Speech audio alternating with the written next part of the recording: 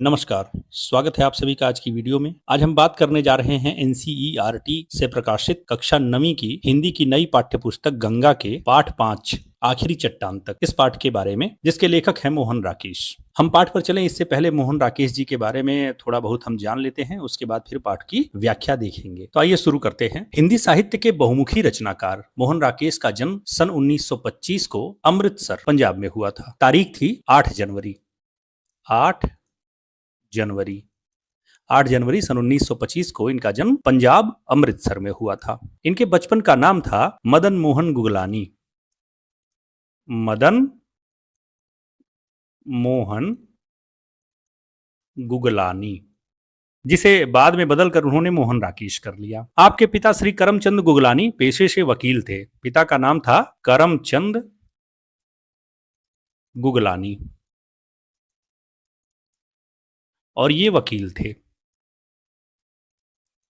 इसके साथ साथ जो करमचंद गुगलानी थे वो साहित्य और संगीत के भी गहन प्रेमी थे, यानी साहित्य और संगीत से भी खूब लगाव था,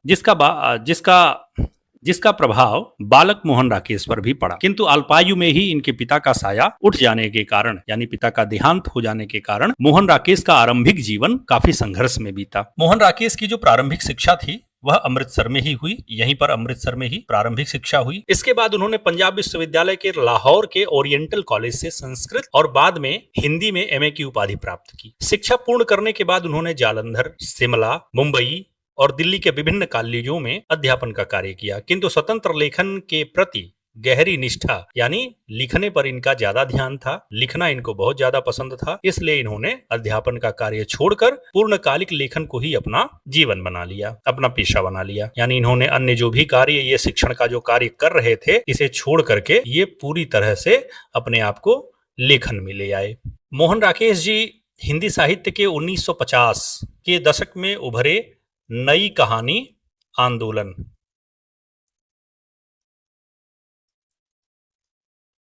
के प्रमुख हस्ताक्षर थे और इसके प्रवर्तक माने जाते हैं। उन्होंने कहानी, उपन्यास, नाटक, डायरी लेखन, यात्रा वृत्तांत आदि अनेक विधाओं में साहित्य सृजन किया। उनकी प्रमुख रचनाएं हैं, सबसे पहले नाटक। कौन कौन से नाटक? आषाढ़ का एक दिन, लहरों के राजहंस और आधे अधूरे, ये तीनों नाटक हैं। इसके अलावा पैरों तले जमीन, यह इनका अधूरा नाटक था जिसे बाद में कमलेश्वर ने पूरा किया। पैरों तले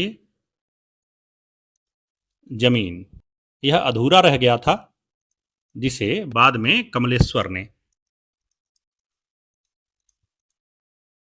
ने इसे पूरा किया था। इसके बाद उपन्यास इन्होंने लिखे थे अंधेरे बंद कमरे, अंतराल, न आने वाला कल, ये तीन इनके उपन्यास हैं। इसके बाद इनकी कहानी संग्रह क्वार्टर तथा अन्य कहानियां, नए बादल, वारिस तथा अन्य कहानियां, इसके अलावा एक और जिंदगी, जानवर और जानवर, इंसान के खंडहर, ये भी इनके कहानी संग्रह थे। इन्होंने डायरी लेखन किया था जिसमें इनकी डायरी का नाम है मोहन राकेश की डायरी। इसके अलावा यात्रा वृत्तांत लिखा आखिरी चट्टान तक, जिसे हम अभी पढ़ने जा रहे हैं। इसके अलावा इन्होंने निबंध एवं विचार में लिखा परिवेश और ब कलम खुद, परिवेश और ब कलम खुद, ब कलम खुद, इन्होंने निबंध लिखे। इन्होंने कुछ एकांकी एवं लघु नाटक भी लिखे थे जिसमें अंडे के छिलके, रात बीतने तक और छतरियां प्रमुख हैं। आषाढ़ का एक दिन नाटक के लिए उन्हें संगीत नाटक अकादमी पुरस्कार से सम्मानित किया गया। कुछ समय तक उन्होंने सारिका नामक हिंदी पत्रिका का भी संपादन किया। यह हिंदी साहित्य की बड़ी प्रसिद्ध पत्रिका थी जिसका संपादन इन्होंने किया था। उनके लेखन में भावों की गहराई के साथ साथ आधुनिक जीवन की जटिलताओं और मानवीय संवेदनाओं का सूक्ष्म अंकन मिलता है। नई नाट्य भाषा और रंगमंच को आधुनिक दृष्टि देने वाले इस महान साहित्यकार का 3 जनवरी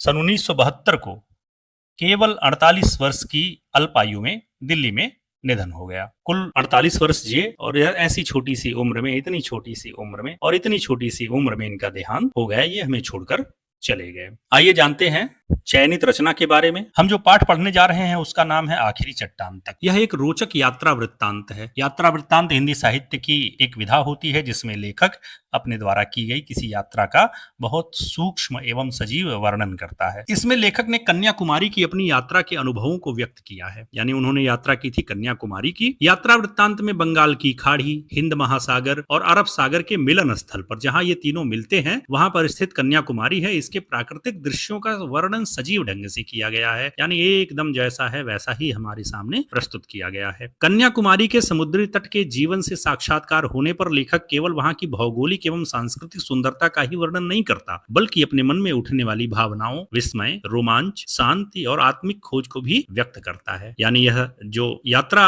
वृत्तांत है यह वहां की प्राकृतिक सुंदरता के माध्यम से लेखक के मन में उठने वाले भावनाओं को, विस्मय को, आश्चर्य को, रोमांच को, शांति को और आत्मिक खोज को जागृत करता है। यानी ऐसे परिवेश में पहुंच जाने के बाद लोग अंतर्मुखी हो जाते हैं, अपने की खोज करने लगते हैं, अपने अंदर सुख की खोज करने लगते हैं। यानी खुद में झांकने का मौका ये जगहें हमें देती हैं जो प्राकृतिक रूप से बहुत सुंदर हैं। और कन्याकुमारी के समुद्री तट पर पहुंचने के बाद लेखक का भी जीवन से साक्षात्कार हुआ। लेखक भी अपने जीवन, अपनी सोच में भी झांकने का मौका पाता है। और इस दौरान लेखक जो हैं वो केवल वहां की भौगोलिक सुंदरता यानी क्या कैसा है सिर्फ इस बात का वर्णन नहीं करते हैं, बल्कि इस बात पर आते हैं कि जो जैसा है वह हमारे ऊपर कैसा प्रभाव डालता है। तो यह जो विचार है यह हमें आत्मिक खोज में भी संलग्न करता है। यात्रा वृत्तांत की जो भाषा है यह सहज, प्रवाहपूर्ण और चित्रात्मक है। चित्रात्मक भाषा वह भाषा होती है जहां पर भाषा के माध्यम से कोई चित्र खींचा जाता है। यानी पढ़ने वाला जो पाठक है वह उसे अगर बहुत तल्लीनता से पढ़ रहा है तो महसूस करेगा कि यह सारा कुछ उसके सामने है जिसका वर्णन किया जा रहा है। तो